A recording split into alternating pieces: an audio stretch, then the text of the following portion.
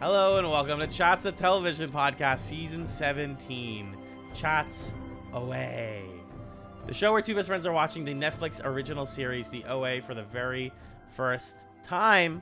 My name is Al, and I'm joined by Chris Columbus. Hold on. Something's not right here. Let's try this whole thing again. I'm joined today by Magellan. All right, so what you're saying is that we are best friends and we host a podcast together. Okay. Let's just assume that that's true. Let's assume that that's true. If it was, And then... I'm to believe that we're watching the OA for the first time 10 years after it aired. I don't know. I don't know. But okay. I'm taking notes. Sure. This is me taking notes. Good. Yeah, you're going to need those for later. It's all going to make sense, Circle. my friend. It's all going to make sense. Big circle. Big A, big circle. Oh, hey. Whoa. John, are you excited to be back here? But we've taken a little sabbatical from the OA. I don't know where I am. I don't Yeah. know where I am. We're going to have to talk a lot about it. I'm excited, yeah. This is a good place to be. And in this new space, this new dimension that is the OA Season 2, we are joined by a special friend. It's actually the #1 Q Symphony player who didn't jump dimensions. It's David. Hi. You just walked away with the $1 million. It was all fine. Yeah. Problem. I have a wall of board games behind me. I neglected to find one I could pull a little house figure out of real fast. Oh, dang. Yep. I just thought of it. Yep. That would have been pretty clutch. Nope. I don't have one either. Something I appreciate about you is that you engage with the text in a very meaningful way already before we've even talked about it. Because you sent us a text before this and you said, I lost the game. And I was like, that is somebody who watched the episode and noted everything. To lose the game means like 5 different things based on these episodes. I love it. It shows a commitment to the craft, which I appreciate. Thank you. Yeah. Yeah, David is a wonderful fellow podcaster and friend of the pod, a dedicated Chats listener.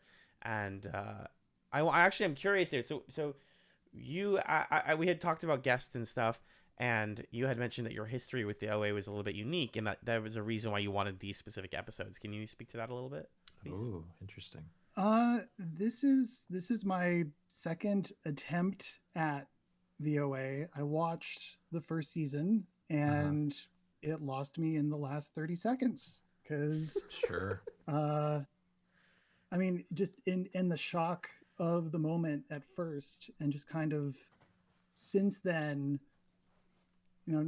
occasionally thinking about it and just the things that I've learned as I've worked on my writing and sort of being in self-publishing circles about who tells what stories. It just kept feeling more and more sour to me. And yeah, it just seemed more irresponsible the more I've sat with it. And I don't know that there is a right way to do a piece of media involving a school shooting, but just and over time too. I mean, Sandy Hook was 2012. These incidents tend to just play out in a very different way than they imagined it. And I think being more realistic would have been worse. I don't know if it would be worse, but it would be equally bad than downplaying it and scaling it back as far as they did. So anyway, but I was like, I can't think of anyone better to give the second season a try with. And so it gave me a reason to keep going, at least a little bit, and see if I'll be watching along for the rest of part 2. Awesome. We're glad to get you back on the horse, or whatever the metaphor is. Because that ending to season 1 can be a little off-putting, and part 2 doesn't welcome you back with open arms, I would say. It's like it helps to have a structure and some pals to watch it with. So yeah. It's not even a 201 course. This is like an advanced studies course now Mm-hmm. in Mm-hmm. cross-dimensional communication. You're like, oh, I need to take notes, and that's kind of fun. It But is fun, yeah, yeah. coming off of the ending of season one, which is this, very, if you were there, you would have liked it, or if you were in the right place at the right time, you might have liked it, but it just didn't work for a lot of people, and it worked for some people. It's divisive, I guess is the word I'm saying. You Yeah, come So into season two. David, did you watch it when it first came out? And I it did. Okay. okay. And so Yeah, when it was like, oh, now there's a season 2, you were like, no thanks. I was like, I'll have to go out of my way to cut some time out and Yeah. Remind yourself like who either these like, characters are and all that. and I can Yeah. I can catch my partner up on season one, but I don't know that she's gonna like it. Mm-hmm. So it would just be me stuff, but just me stuff is hard sometimes, and that's Mm-hmm. yeah, just seemed like it was a little more trouble than uh the length of leash I was willing to give it, I guess. Sure. That Fair. makes sense. That's so fair. It asks a lot of you. Like we were saying, Mhm. season two throws you right into the deep end. So we're glad you're joining us, and I hope that you choose to stay with the show, because I think it's got some ideas. I'm not gonna say good or bad yet, but it's definitely got some ideas. Just doing stuff. It is doing stuff, Magellan. That's right. Should we get Yeah. right into things, friends? Or which one you have Let's thoughts? do it. Okay. The first episode of season 2 of the OA is called Angel of Death, which we'll be discussing first, and after the break, we will rejoin to discuss season 2, episode 2, Treasure Island, which sounds a lot more fun and whimsical than it is.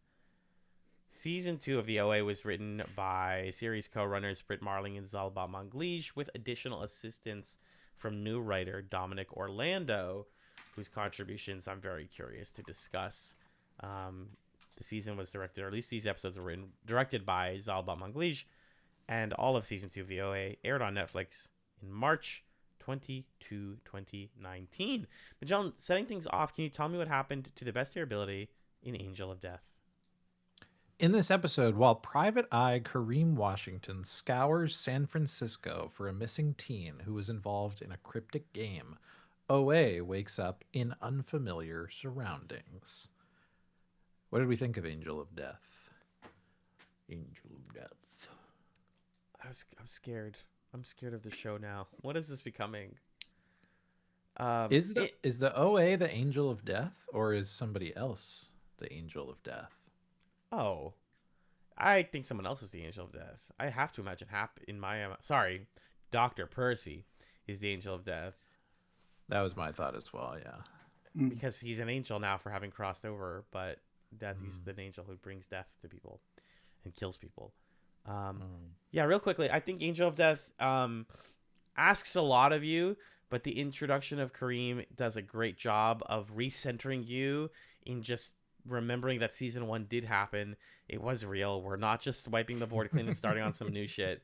He's a very grounding force, and I want to talk about Karim a lot. I think it's a brilliant writing decision to include a character who has no idea what anything is and is basically undoing and rereading everything that we just saw.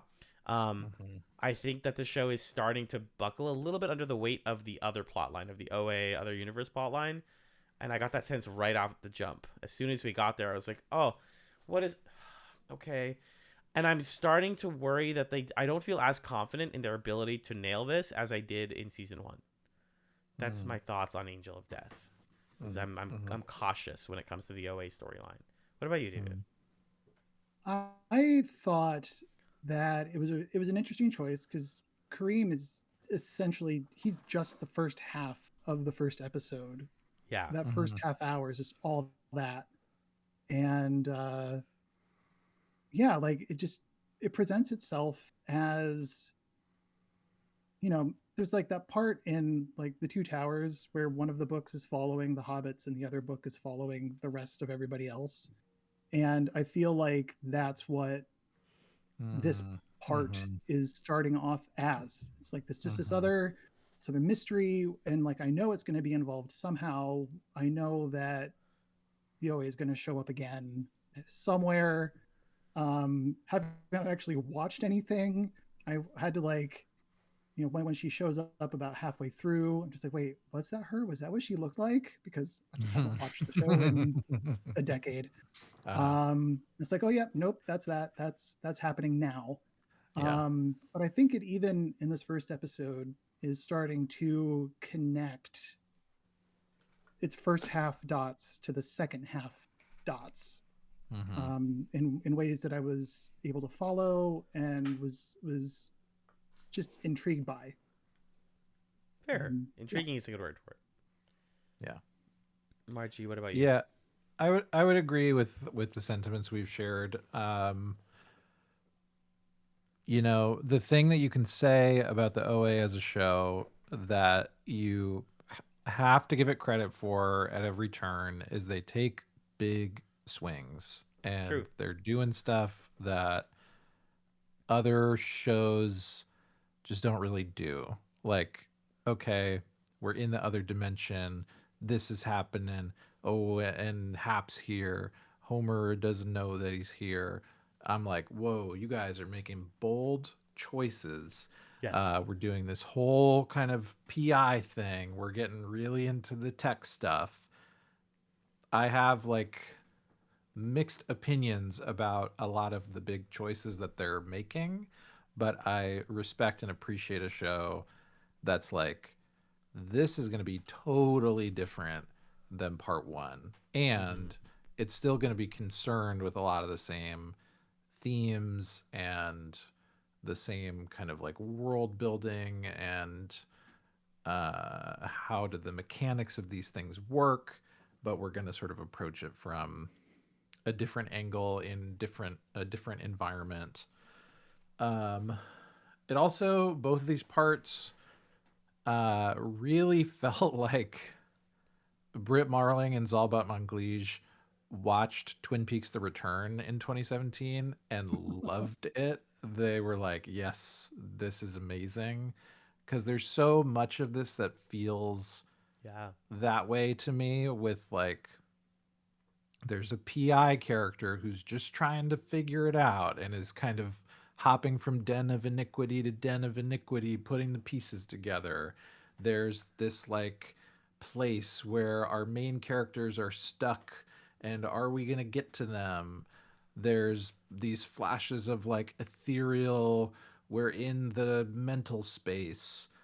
There in the at the end of the second episode, there's a way that the camera's looking at a house that is like the scariest thing I've ever seen in my life. Like, this is like so Twin Peaks: The Return in a way that, again, I think is to its credit, because that is one of the few other shows that like takes swings in the way that the OA does. So I have a lot of respect for it for that reason, but I'm excited to talk about specifics. That's a really good comparison, especially, the Karim plot being about examining what happened last season and having somebody be like, what was that? Why did they do that this way? And you can tell that that's barreling slowly towards this whole other thing about dimensions and once again escaping imprisonment. And you're like, these two things are going to hit each other hard. I can tell, and I'm feeling the weight of that start to build. I like that a lot. And the Karim stuff also kind of felt to me like, at least in this first episode, like Twin Peaks: Fire Walk with Me, how that movie starts with 25 minutes of a detective character you've never met before, like investigating stuff that you know some things about, and then he finds out stuff you didn't know about. And then the rest of the movie is like, yeah, just kidding. Now it's the characters that you know doing stuff that you wanted to see. So there's something there too, I think. But anyway, let's talk about it. Yeah, let's dive into our recap. So this is, again, Angel of Death. I think we start with just the Kareem plot line, and then we can shift, as the show does in the second half of the episode, into the OA plot line, if that sounds good with y'all. Yeah, and I think we can cover... It doesn't go back to Kareem, right? Or no, it does. This episode kind of hops back to him. This one does. After. Yeah. But I feel like we can just talk about his plot kind of all at once. Yeah. I think that's the play. Yeah. So right out the jump, we're rewinding. It says 8 hours before. Like you watch the season 1 recap, and then the show says this is 7 hours and 46 minutes before the end of season 1, before the shooting, which puts us in an interesting place. And we're on a houseboat in San Francisco Bay, and there's a Vietnamese woman who comes up to Detective Karim, who's played by Kingsley Ben-Adir. He's sleeping. She says, "Please rescue my granddaughter. Her name is Michelle." Astute viewers of the OA season 1 recognize that name as Buck's dead name, and we're like, hold on. And it's the immediate establishment of like, wait, that's something I know. Wait, none of this is anything I know, but that's something I know. What? But also, Buck is trans, so like, why? A lot of things to think about. Right off the jump. And he goes up to a guy. I love this guy who lives on the docks with him named Duke, who just is a veteran of the Vietnam War and speaks Vietnamese pretty well. So I was a little confused by this initial setup of the grandmother being like, Buck, again, she uses her dead name. I'm going to try not to use it if I can, just for the sake of, accuracy, I think. Says that like my granddaughter was in another place, and then she came to San Francisco and stayed with me because she left her family, and then she got all wrapped up in this they got wrapped up in this like crypto game thing, Ethereum. It's a lot. We're hit with a lot. How did we feel about the intro of the Michelle plotline here, this whole Buck's backstory? I mean, I don't know, David, how it was for you having not watched the show in a decade, but even having not watched the show in a few weeks, in my notes I was like, who's Michelle? And then Alan texts me like, that's Buck's dead name. I was like, oh, okay, got it. So I don't know when I would have caught on to that, because they don't make it super explicit until the end of the second episode, when we're back in the first dimension and Buck's mom, I guess, dead names him, and you're like, oh, okay. But once you know that that's what's going on, I think it's a really, like you were saying, Alan, deft way to sort of be like, we're in a grounded world that is a different world than the one that we were in. Like, it's kind of the first confirmation of it happened. We jumped to a different timeline. And in this timeline, like, Buck hasn't transitioned yet, or maybe they relate to their gender differently, or who knows exactly what is going on there in this world. But it kind of also like ties all of the change and transformation that we've seen through NDEs with like transition, and we also start to connect that with dreams. I just think that's kind of intriguing, like the knitting together that's happening there, just in like using that character to show us that we're in a different time and place.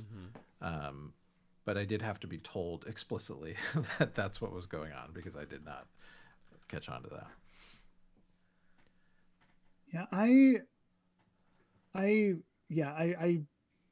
5 minutes before we started recording, I looked up an interview to sort of see what the deal was with Michelle versus Buck and all of that, to essentially rescue my positive thoughts about the first 2 episodes. Hell yeah. Because I did not clock any of this, because it's been a decade until the end of episode 2. But I did also think it was really interesting them talking about the like crypto side of things. It's like, they may not know much about school shootings, they may not know much about trans people, but I absolutely believe that the creators will understand and be able to synthesize crypto and AR games into their scripts in a believable way.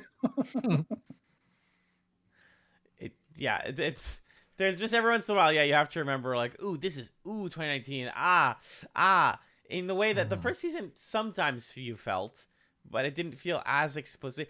And the reason for that is that I think the Karim plotline is inspired very much by modern day shows like CSI and Law and Order. Like it is inspired by series that are ripped from the headlines, so it makes sense that they're like, we have a murdered trans person, or maybe, but we don't know what's going on with them, and we have cryptocurrency, and like this guy got paid in Ethereum and or Ether, whatever. it all feels like what the crime serials of the day were doing. So it makes sense that they would have all that stuff in that plot line. Whereas I feel like the OA plot line does not have much other than who the president is, stuff that places it in 2019 or 2016. Yeah, it definitely feels. I think that's the big thing that made me not love a lot of the Kareem plotline and like the mystery was how honestly how dated it felt. And I think they do a good job of um like something they're interested in is they're interested in thematically, okay, how does society like cage people and disappear people and like lure people into situations that are harmful to them, and they're sort of like taking tech and bringing that into this conversation in a way that I think the values and the merits of it I agree with, but it's very like I don't know, very late 2010s like Silicon Valley's magic in a way that I was like I kind of felt similarly to the school shooting thing where having had almost a decade of extra time and hindsight, it's like, well, the shine has come off of this apple completely in 2026. Like nobody thinks these guys are smart anymore. No, nobody's like, oh my god, this genius angel investor predicted ride sharing before it happened. Yeah. It's like, well, this is dumb. I understand how you could be in the late 2010s and write that, but it weirdly dates itself. Yeah. Hugely. I mean, I was just reading about like some headlines for March of 2019 to get a feel for like what was in the news, and like we're talking about SpaceX. Elon Musk, his name dropped on Star Trek Discovery, like, and then like this is a pair. That hurt me. I know. Felt that physically. Elon Musk exists in Star Trek canonically, unfortunately. No. And like in a positive light too. Yeah. Ryan Swinsky's somewhere out there going cackling like a fucking madman right now. I can tell. So, anyways, I'm hurting. we still believed in billionaires for a little while. We still like had that little hope of like maybe billionaire. It's like no. And I think this show thinks they're bad. Like it thinks that Pierre Ruskin, who we can talk about more, is a bad guy, but it thinks that he's like a real smart bad guy. I don't know. I just don't think these guys are that smart. Yeah. But anyway. So Karim agrees to investigate this because he can get paid literally thousands of dollars in ether, which is the cryptocurrency he doesn't even know is real. But they're like, yeah, it's money, and he's like, okay. David, thoughts? I think that's because he's not doing it for the money. Like he's living on his houseboat. He probably already owns his houseboat from the earnings that we learn about later. Yeah. And like I don't think he needs to do it for the money, and he doesn't need to understand it. He just wants to do it for people. That's that's motivation. such a classic PI character archetype where it's like, well, can you pay me? But they don't actually want the money. They just want to know how serious the person's taking it almost. Like, I'm going to try every possible way to dissuade you. Okay, you really think there's something here? Fine, then I'll follow it. That's an interesting observation. And he investigates the family that this character lived with, and specifically interrogates the son of the family, Donald, because he can tell that Donald's hiding something about this person that stayed with them. And so Donald brings Karim out to an abandoned house, a very important house that we'll talk about more, where they used to hang out, and says, oh yeah, Michelle used to come here with the friends, and they play this phone game, which we learn is, what is it? Q Conspiracy? Q Symphony? Q Symphony. I just want to be part of your Q Symphony. You know, we got jokes. Q Symphony. It's an app. It's ARG. I think this is where I really fall in love with Karim as a character, because there's sequences where he like just doesn't understand what an app is, and it's like, you're not an old guy. Why are you like? And this it's like an app. You download it and then you hold your camera up and It's okay. Zendaya explains everything. What a Zendaya jump scare. I was like, scare. oh my god, why are you here? Whoa. Yeah. Wild. I mean, coming off of what, like season 1 or 2 of Euphoria, I guess. I don't even know when that started. Yeah, I don't know. Had it started yet? I feel like it's a 2020 show, but I could Yeah, be wrong. no, that year, Or, 2019. Hmm. 2019 is Whoa. when season 1 starts. So she's on the come up right now, basically. We're watching the come up happen because that's June of 2019. So this is the year of Zendaya's big debut. Got it. And so yeah, we're gonna get to that in a sec.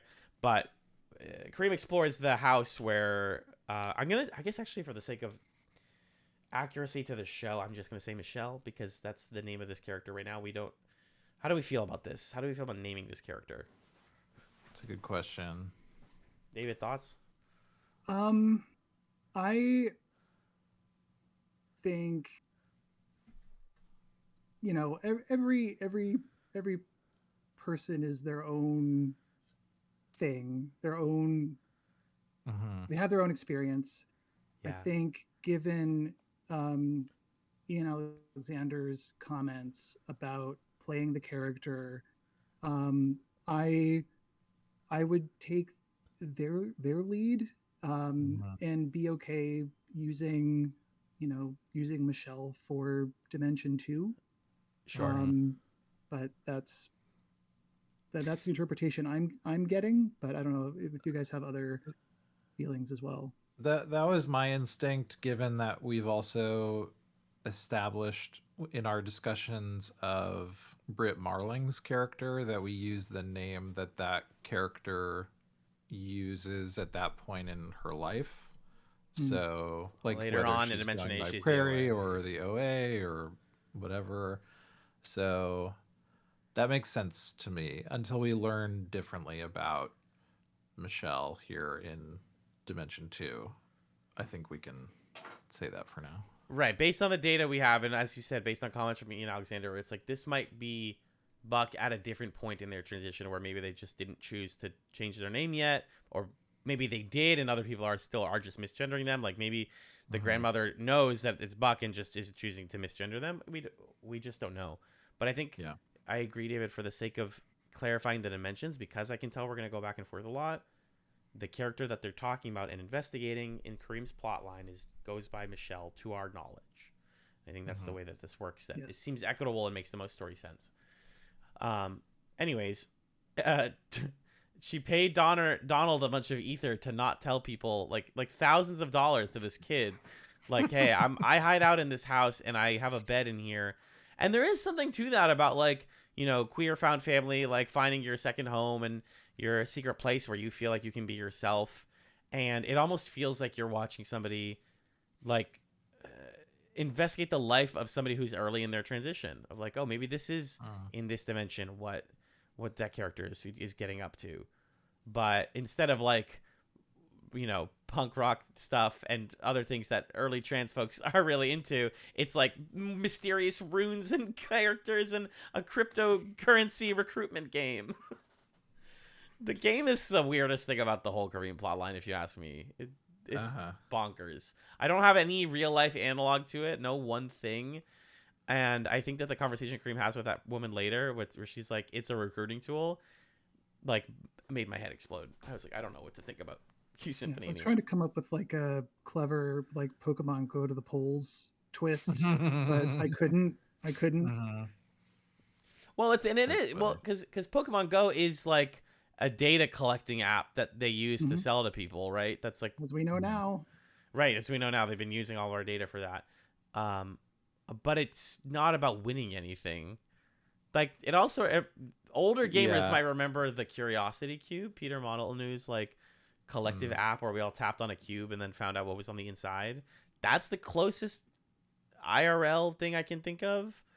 But even that was like such a joke and never reached the popularity that this game, Q Symphony, seems to have reached. Yeah, I also remember. Sorry, go ahead. No, go ahead, David.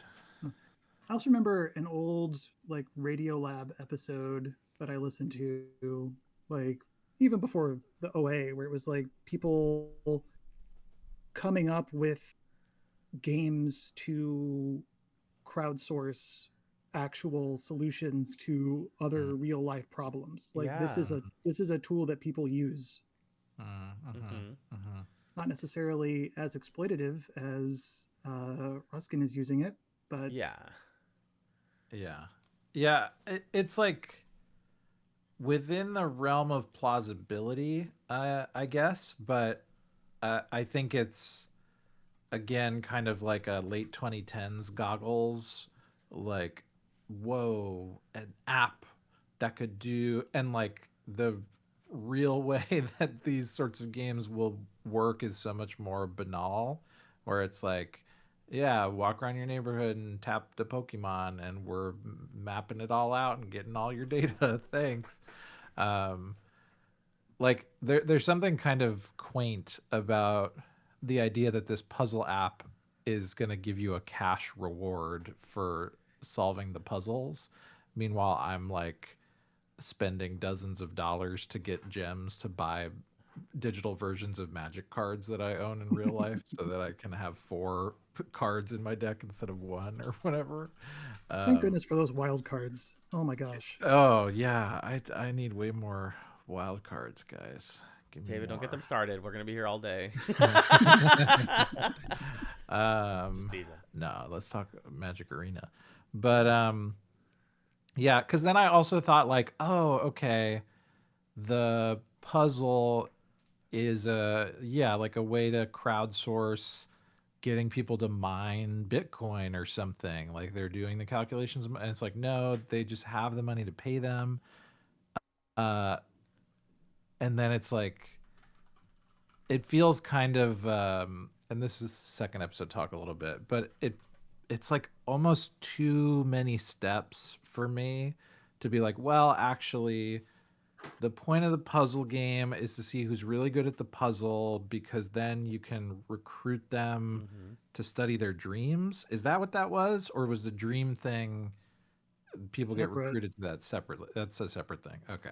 Well, I mean that's also my question, because I don't think, because the gamers are doing the app, but the dreamers didn't really seem to care that much about that Yeah. side of things. I don't know. Maybe it's the game is to recruit people to study the dream data or something. Like that's what Or that it is. could be like clues are being written based on things from the dreamer word cloud. Okay. I Yeah. don't know. Okay. That makes sense to me. That feels plausible. Oh yeah, another thing I haven't thought about in a while: word clouds. It's like, sorry, there's something so funny about, like, we got all these people to study dreams, and we determined that women dream about dogs a lot, and just screen going dog, dog, dog, dog. Like, that's so much work for the most useless data of all time. You did a lot for a little, man. That's great. So Karim gets jumped by a pink-haired person who we learn later is named Liam. Very weird jump scare, not something I'm used to seeing on the OA. An honest to goodness horror movie jump scare. This person mumbles a lot of stuff and then jumps out of a window. They live, but they jump out. It's scary. They say my brain can hold all the brains. Yeah, great line. Yeah. That's why video is so good. They seem aware of multiple dimensions, I guess, is the implication. And I think we see Liam later kind of saying similar stuff, right? At the end of episode 2, yeah, we see Liam, yes. Yeah. Okay.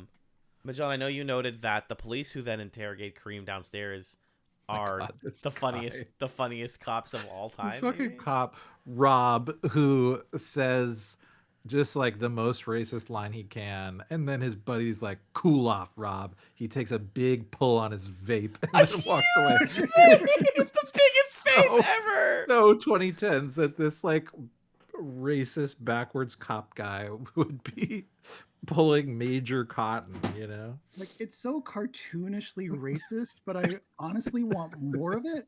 Me too. I kind of like when he came back later. I made some notes for myself, and I wrote down, need racist cop dragnet. is what we need. Like, these stories are real. Like, they told. Like, here we go. These are actual things that have been said. Like, let's get this out there. And we added a guy with a vape to walk through it and say racist shit. Just crazy. And this So is the funny. line, listener, and I'm quoting a line from the show. He says, when they say, wow, they hired Karim, who is a black man, he says, why didn't they hire an Asian? Don't they not like blacks? Whoa, cop! Oh my god! The other guy's like, cool it. I love it so much. And then later his partner's like, see, Kareem, this is why Rob doesn't like you. And Kareem's like, that's why Rob doesn't like me? I don't know. He might just be really racist. Everything with Karim, this is like, I like Karim. He's just surrounded by crazy people. He's just surrounded by like vague insanity. This dimension is weird. I love that detail because from Vape Cop, he goes straight to, they're like, you have to give your statement later, come to the place. Otherwise, go ahead and do your investigation. He goes to an industrial club. Magellan, this is very Twin Peaks The Return.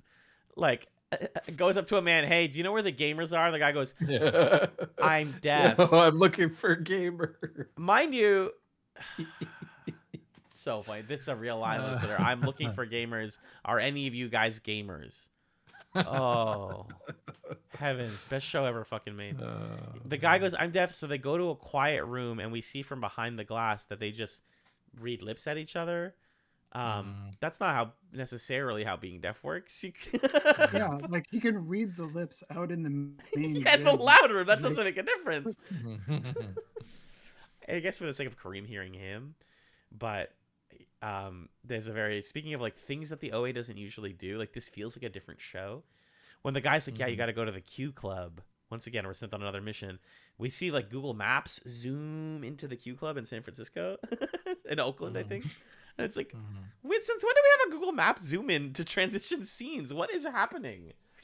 And this is where he meets all the gamers. And of course, another jump scare of the episode, Zendaya. That Zendaya is Michi. That one is this person, Fola, who just hangs out with all the other gamers. This is just a bunch of gay people on a Discord. That's what this would be today. It's like this is a bunch of queer people on Discord. I love that moment where they're all typing and then he's trying to ask somebody, like, have you seen this girl? And the person texts Post the it. picture to the group chat, and then we pan around the room and watch everybody look at the group chat. That's so funny. Like, they won't look up there, but they will be DM'd it. It's so funny. Do you guys, there's a, the game is just a test. It's really IRL is where the game happens. What's IRL? Long beat in real life. What are we doing? What are we doing, the OA? This is bonko. Whatever's happening here is nuts. Because you have to, the point is that the app filters out people. So she takes him to the famous San Francisco Mosaic Stairway and explains that there's a leveling system which earns you a lot of money as you solve more and more puzzles. And it's a combination of Wordle meets augmented reality. And you have 3 guesses. I really think it is just like they played Wordle. And then we're like, can we put this into a game? Takes a video of the stairs. There's birds. He's like, is it bird? She's like, no, idiot. And if you get it wrong 3 times, you can't do it again for a week.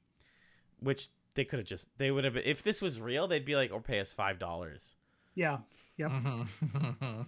This would be riddled with microtransactions if it was real. Are you kidding me? He looks down. He's like, wait, there's planes. Oh, it's a specific plane. And then he puts the plane in.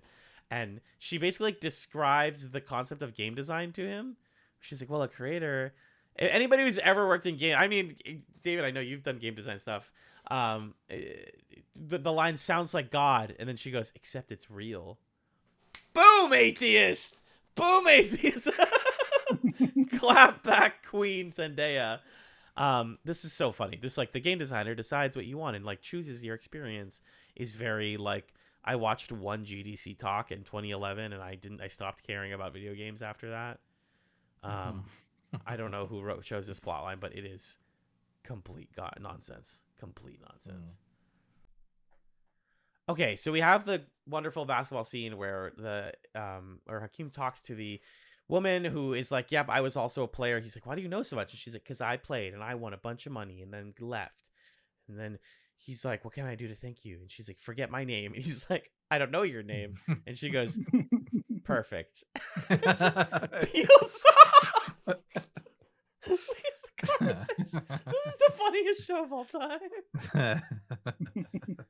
But she tells him about Pierre Ruskin, who is this like enigmatic figure at the center of this plot line. We hear Pierre Ruskin's voice in the OA's plot line.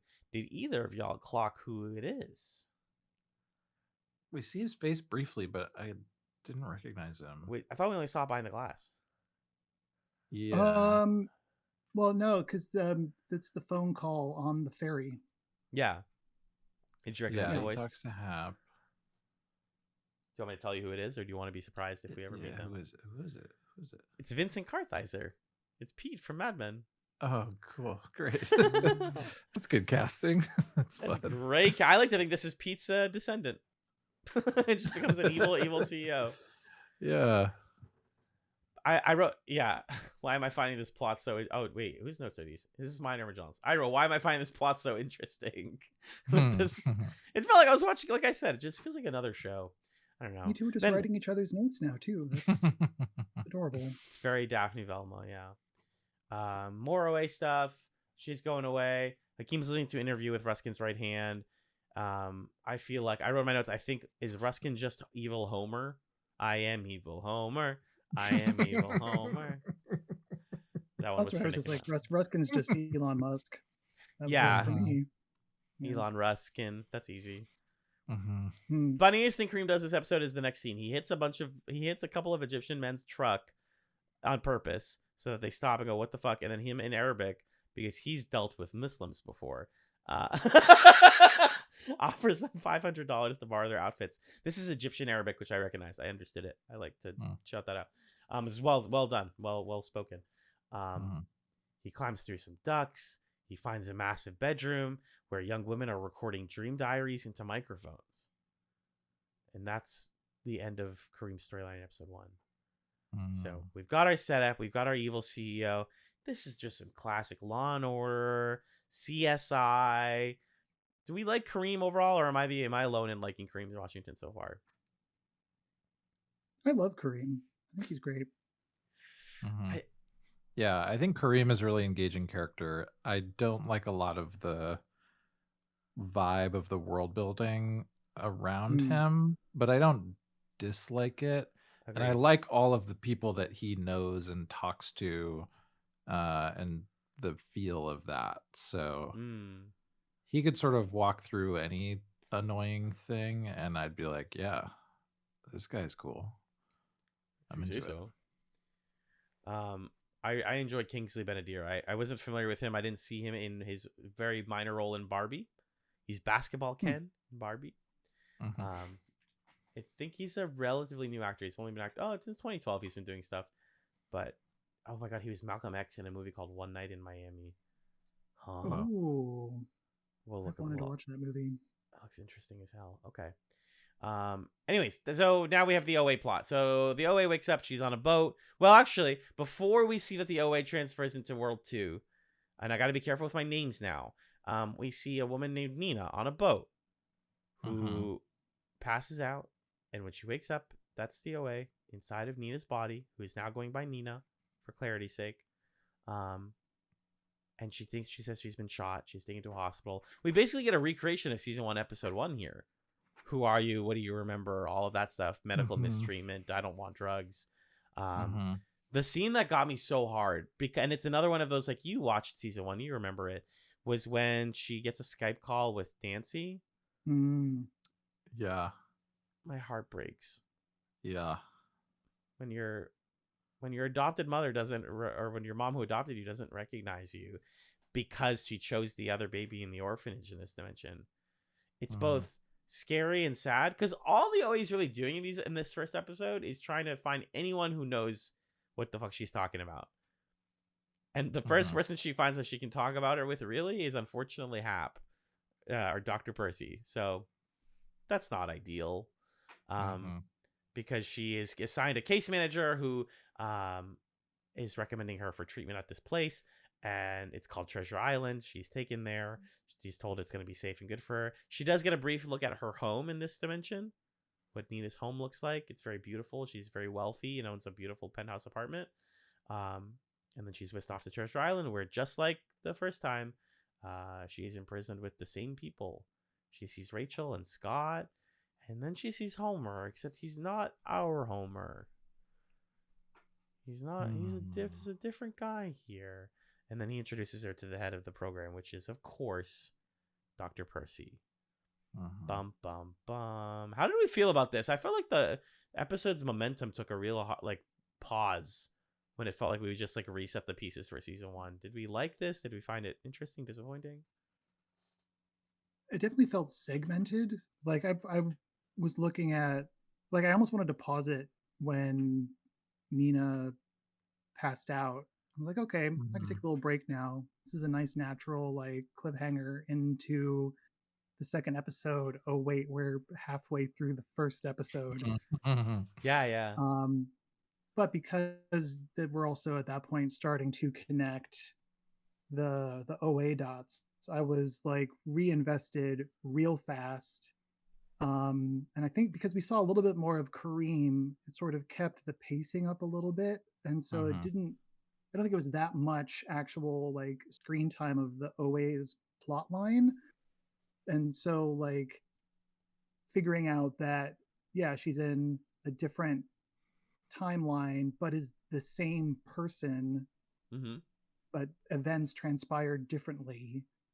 And then she gets to the hospital and it's okay. And as soon as she gets there, she gets to meet the Homer that's not her Homer. And then very shortly after that, she's led upstairs and meets Hap, and she lunges at him, and that's the end of the episode. Yeah.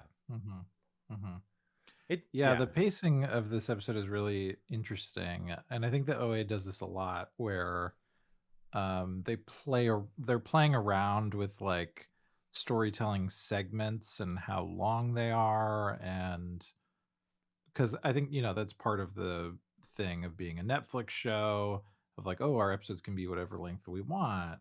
We could put the just like they did in season 1, we could put the opening title card 25 minutes, 30 minutes into the episode, to effectively have this almost episode 0 thing of Karim, his story getting introduced, and then we're really starting in episode 1 once we swoosh over the whole world, kind of thing.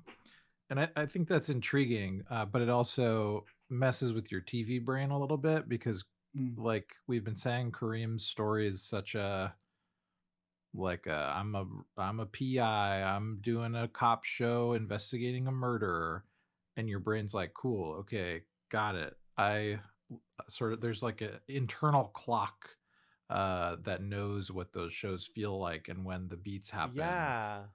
And then the episode's well, but now we got to do some other stuff, and you're whoa, okay, great. I kind of wanted that other thing you were doing. I like that. But as soon as Britt Marling comes on with a Russian accent, I'm okay, what are you gonna do with this? I'm so glad that they didn't stick to that. I mean, it's they funny. did it it's just funny. long enough. They did it just long enough that I was oh, that's not a bad Russian accent, and not long enough that I really thought about it any more than that. Yeah, go ahead. Oh, it's up to there was a word open. And I was gonna go into something, and now I can't remember what it was. I did think it was really interesting to it felt like they connected their dots really well, to be here's Pierre Ruskin, we sort of kind of know who he is, and now we know that it's him on the phone with Nina, and we know that he's the one in the waiting room. So we know that there's some overlap that's gonna come at some point in Karim's investigation at some point. So, and later on in episode 2, we see a couple other reasons why. But yeah, so it keeps it all tied together really nicely, I think. And yeah, to tie it back to season 1, to be oh, she says she feels like she just got shot in the chest. Oh, it must be a heart attack. Yeah. Well, and put her under observation and all this stuff and Mhm. vital signs and all that. So I thought it was a nice sort of like all three things sort of came together. Yeah, it does synthesize eventually. It's like the OA, they like writing things like this where there's two storylines happening. It's either uh the imprisonment storyline and the present day storyline, or in this case the Karim storyline and the OA storyline. Um what that does is it makes the OA storyline feel really cramped because the OA storyline contains everything and everyone that we know from season 1. Mhm. And as we can suspect, we're getting more people next week. We're getting the return of the five and the five next week. So Mm. it's like, oh, how are they going to handle this? Show's getting like kind of bloated, which is why the episodes are longer and feel Mm. longer. I think that both these episodes like buckle. That's what I was saying earlier. Like they kind of start to buckle of like, God, you can't make this any longer without it being a short film, but any shorter and it you're cutting out like huge swaths of story. So this is pushing against like what a streaming television episode can do. Mm. But I think yeah, overall this is a pretty good if expected setup for Nina's storyline here. Just like yep, you're in prison again. Let's escape again. Um, and then the tragedy of like what happened and why this is happening again all makes a type of sense. Yeah, I think in episode 2 I started to see like what they're doing that feels different. I think here at the end of episode 1 when it's like, oh my god, it's Hap and he knows what's going on, and is he the only one, or is he the only one that came to the dimension or whatever? There's part of me that was like, whoa, what a bold thing. Like now this villain has kind of come with us to the other dimension. And then there's another part of me that's like, but now we're kind of in such a similar spot to parts of season 1 that it now that is kind of cutting against like everything else that is novel. Yeah. um but I think in episode 2 there's like a little, it gets more interesting than that. But this is definitely kind of a strange moment where he's like, oh, it is you, it's me, I'm You're right. here. Right. Yeah. Before we move into episode 2, any stray notes on episode 1 here? I had one. I felt like thinking about the game Mm-hmm. and what part of the game is the game and what part of the game is real life. Mm. Um, and almost even tying back to the like the Fincher movie, the game, just like Mm-hmm. is Kareem winning the game right now because he's not playing it via the app really, but like he's thinking about the mystery. Like, is he taking like the super secret Mario shortcut to get back to the pipes? To like, is he going to get to the end and like Raskin will be there like in a top hat? Will he say "You lose, good day, sir," or will he be like, "Here's the factory"? I don't know. That's a Mm-hmm. good question. Uh, I Yeah. I feel like that's a wait and see. Yeah, But regarding the game, I enjoy. I said this earlier, but just how much Kareem is like having like his childhood innocence. Like, oh my god, there's a little thing. This butterfly's on the camera. This is so fun. And it's like, dog, that thing. You are investigating a potential murder of a young girl, and also like an Mm-hmm. investigator for the FBI, bro. Lock in a little bit. Yeah. Yeah, it's an interesting dynamic to have this private eye guy who, as we were saying before, is in a way taking on this case because like similar reasons to why people are playing this game. Like there's something about the puzzle of it.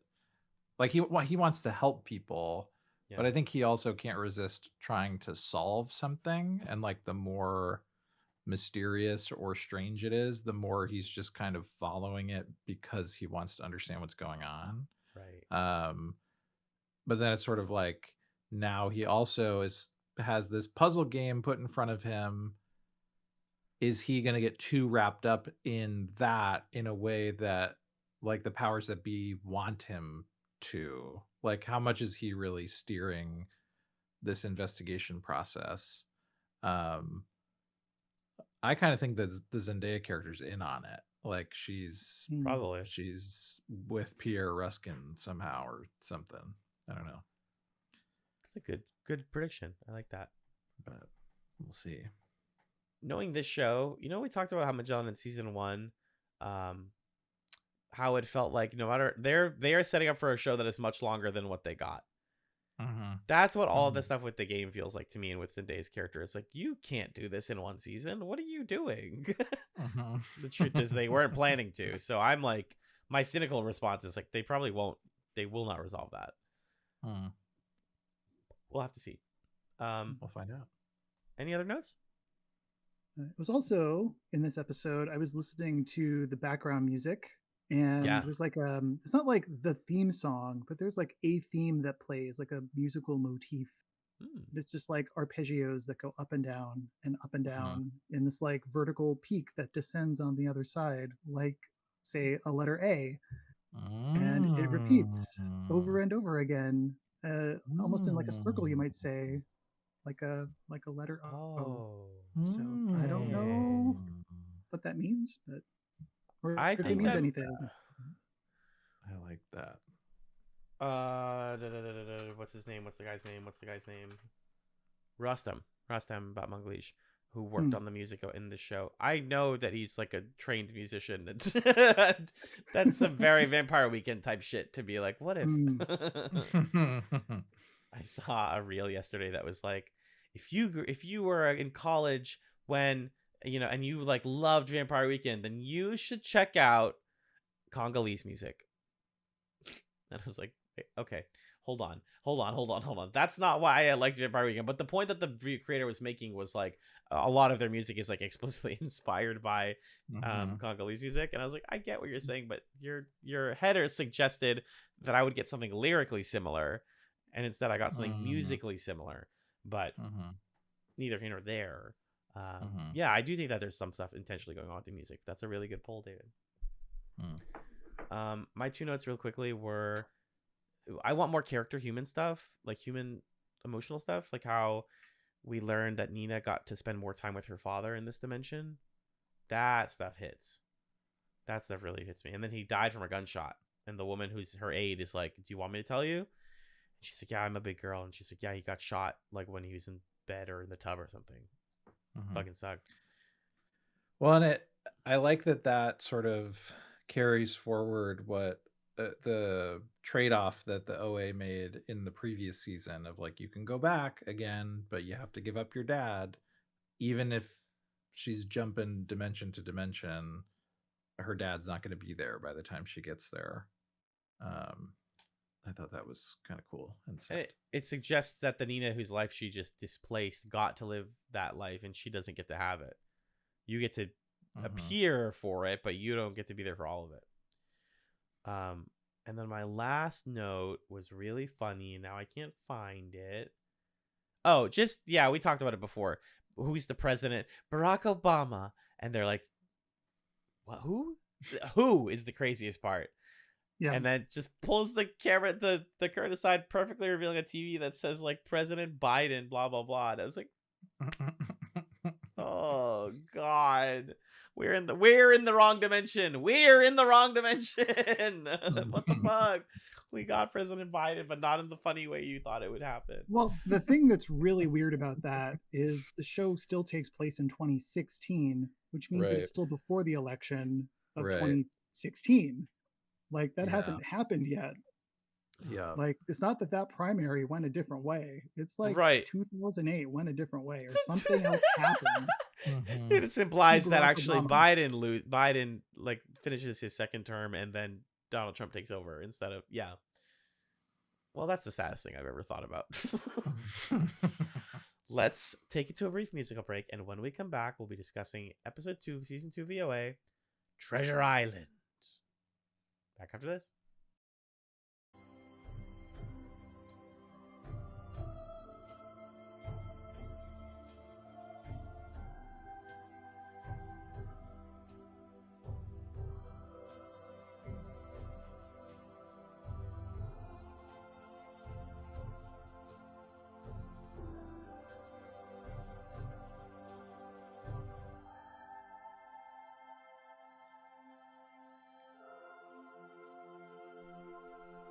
Hello and welcome back to Chatz OA.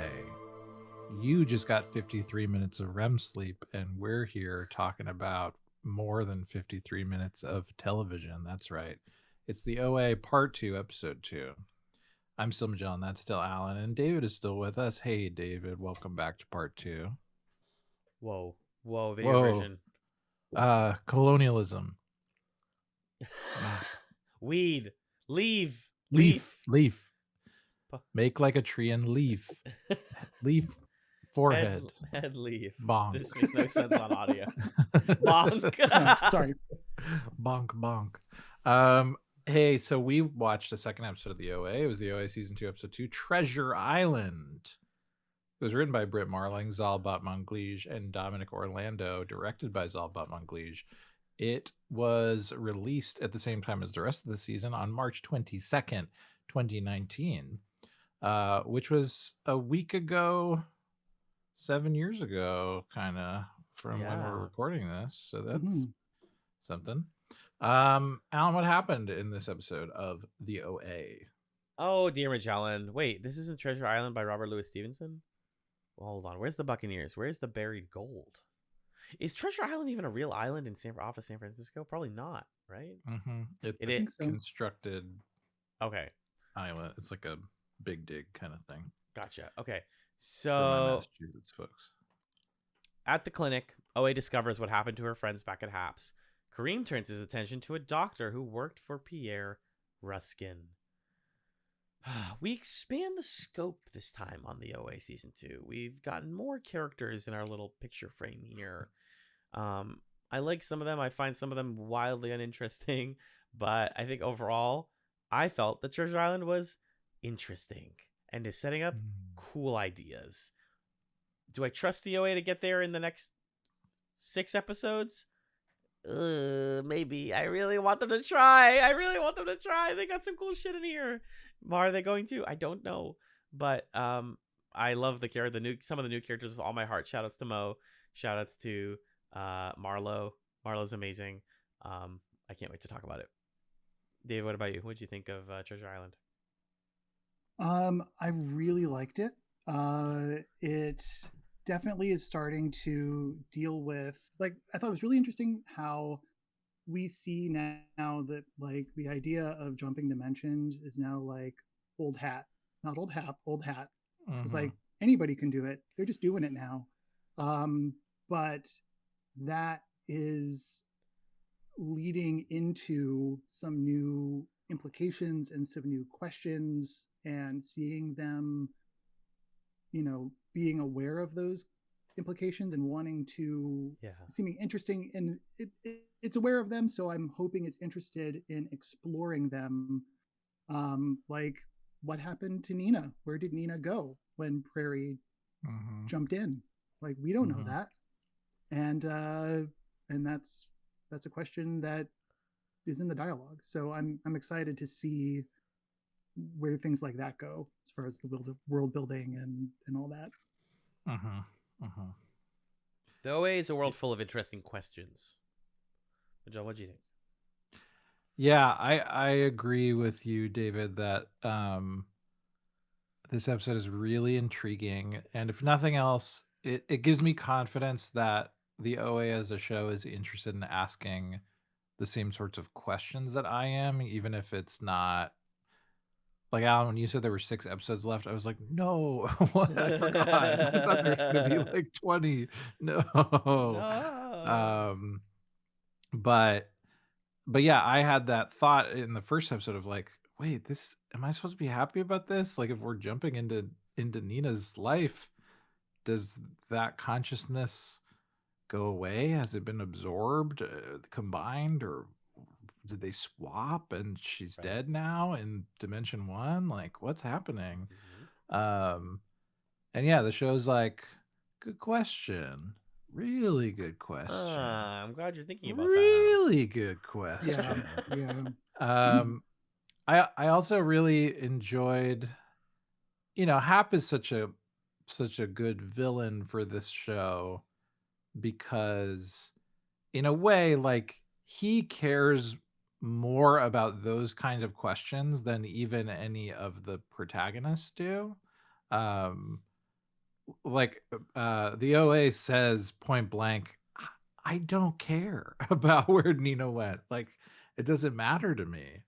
Uh, Whereas Hap kind of is this narrative engine that cannot be stopped. This man, he jumps dimensions into a much better life than he had.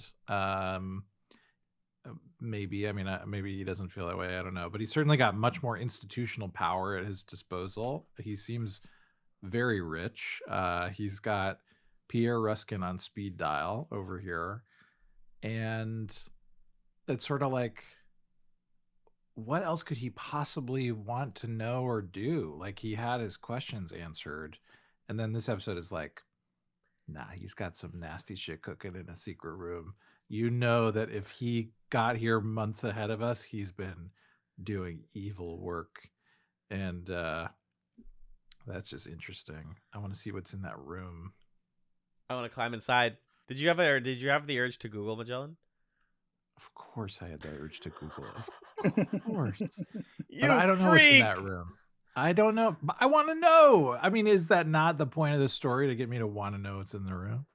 It's like the Pulp Fiction briefcase. They open the room and there's a bright light, Yep. and Rachel goes, like, yeah. And now he's like, you can't be alive to see that. Like, yeah, it's something cool.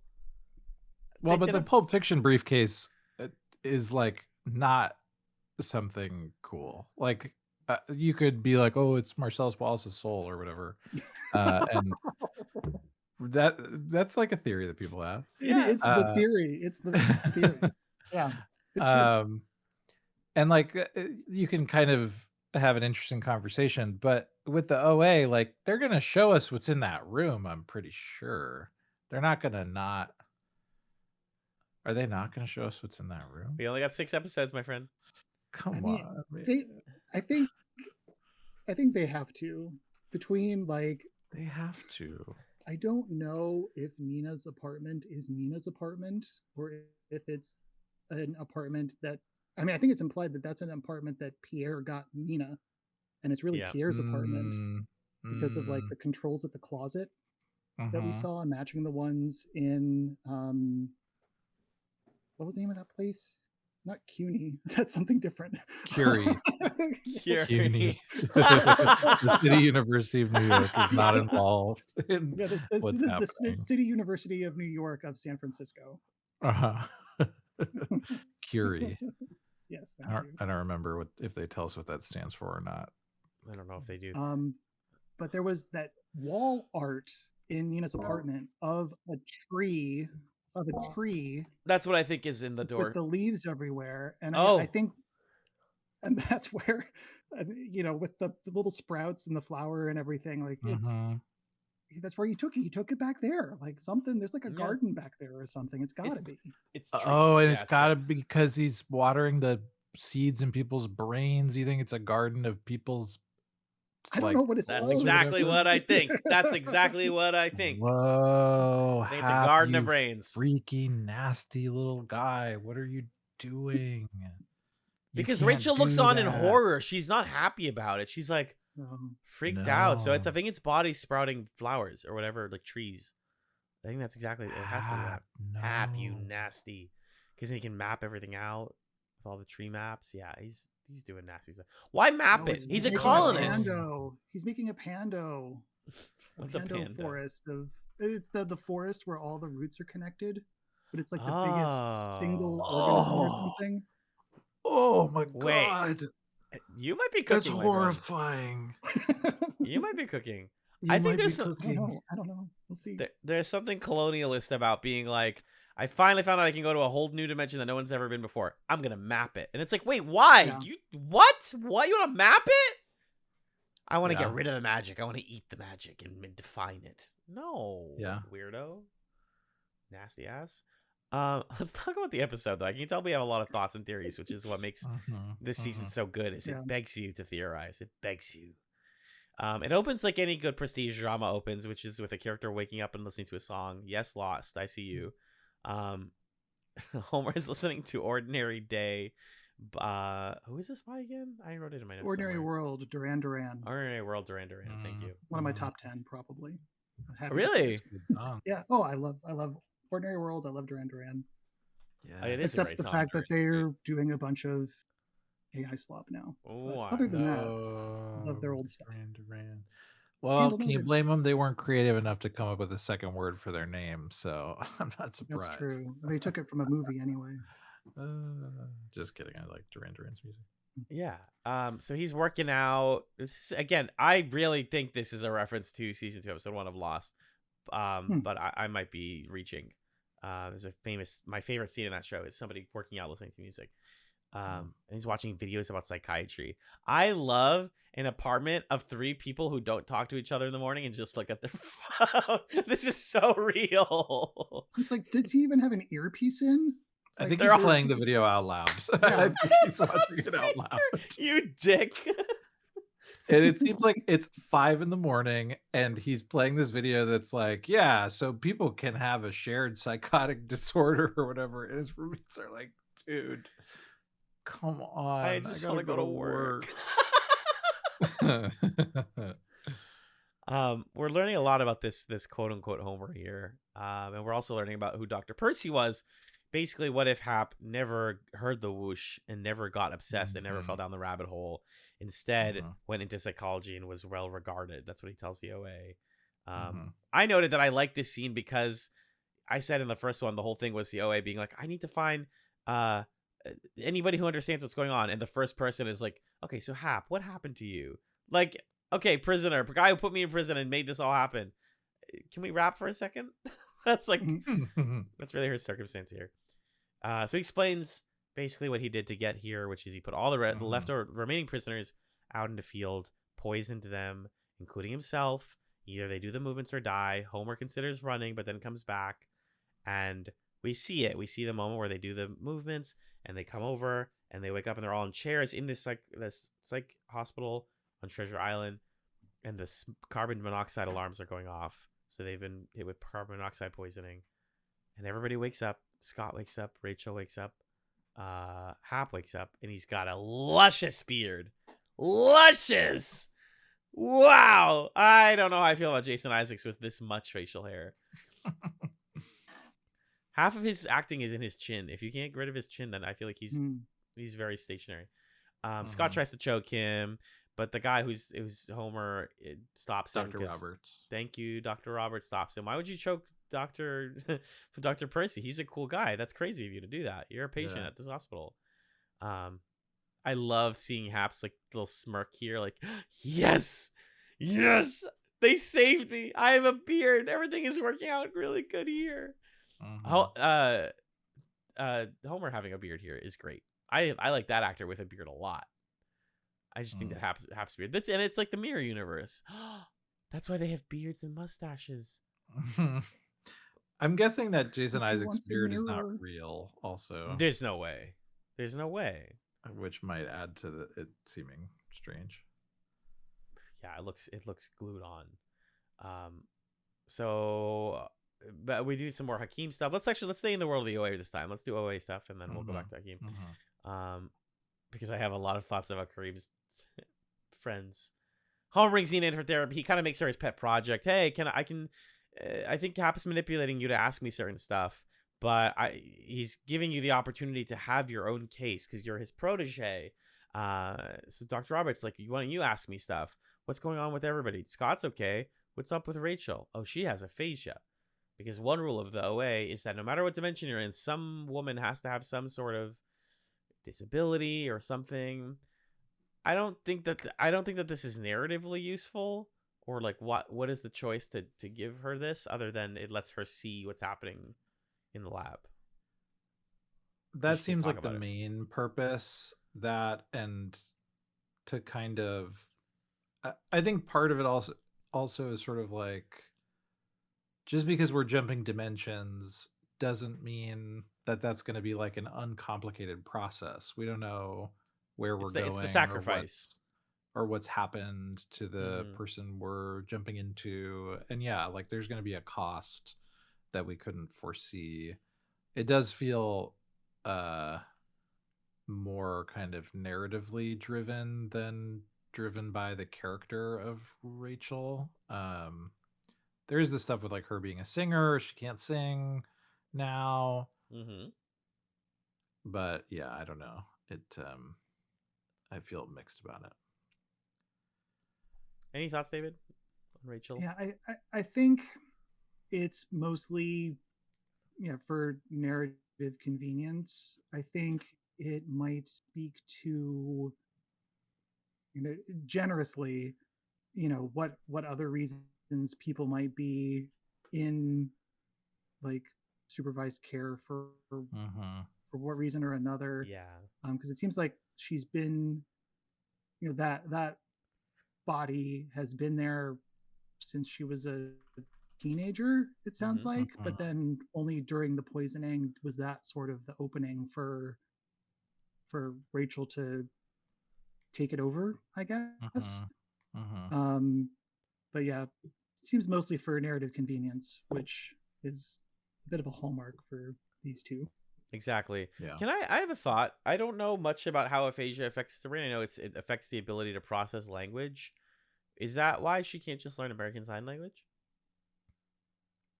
I would It seems assume like there so. was some like dexterity difficulties as well, because like Oh, when she she was can't asked to write. draw a picture, that Mm-hmm. wasn't working.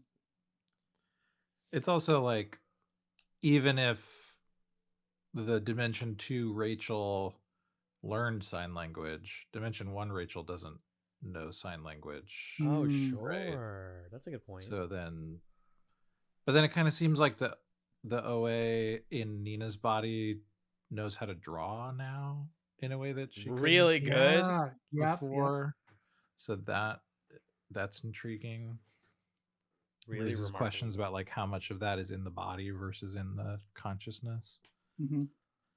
Interesting. Um, but yeah, there's I like broadly um the questions that are raised just by like the fact of the characters being here, because it makes you sort of wonder like, okay, is it that they jumped to a dimension where they were all in the same place, Mm-hmm. and that's like the coincidence of out of the billions and billions of ones they could have gone to, that's where they ended up? Or is there some kind of like predestination, these people are being drawn together and like keep Yeah. ending up in similar places? Because then I also kind of wonder about when Hap is talking to Pierre Ruskin later in the episode. We get the sense that like, oh, he's been monitoring Nina and maybe kind of waiting to see if the OA would show up in her life or something. Mm-hmm. Um, so is it that she was already in the circle of Dr. Percy, or is Hap now here and like exerting his influence to draw her closer to his life? Um, yeah, so I mean, I'm finding myself curious about similar things to Hap, of like how many dimensions and Right. what's like predetermined and what da da da da da da. Yeah, it's interesting. The first season put us in the perspective of the five, and now we're in the perspective of Hap or and the OA to an extent of like, well, what Mm-hmm. happened when I jumped over? What did I lose? What did I leave? I think that's all very interesting. Um. Anyways, the implication from OA's conversation with Dr. Roberts is that actually their NDEs might be letting them peek into these other lives, because Homer's NDE brought him to this exact medical center where he was climbing through the ducts and he sees his own hand, which is very interesting. And then Dr. Roberts is like, I don't know what you're talking about. That seems wrong, but whatever. But I'm gonna release you into general population because you're not actually a violent harm to other people. So she sees the aquarium. What do we think's going on there? Because there is somebody in the ducts. Yeah, I think he his body was not at a vulnerable point when the jump occurred. Mm, And so his spirit's like just hanging out like a ghost or something. Yeah, whoa.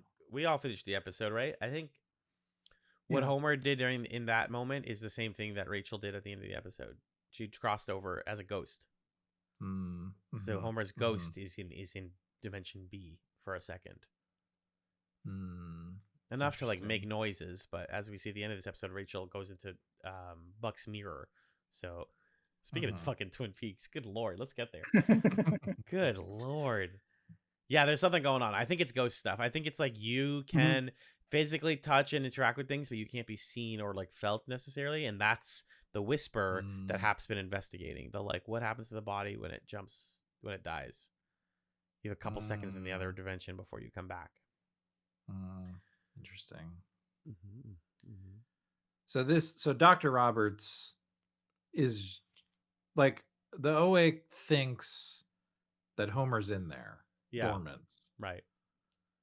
but I don't think maybe he is. that's not the case. And like I, Homer's consciousness is like out and about I think you somewhere. can miss. I think you can miss your body.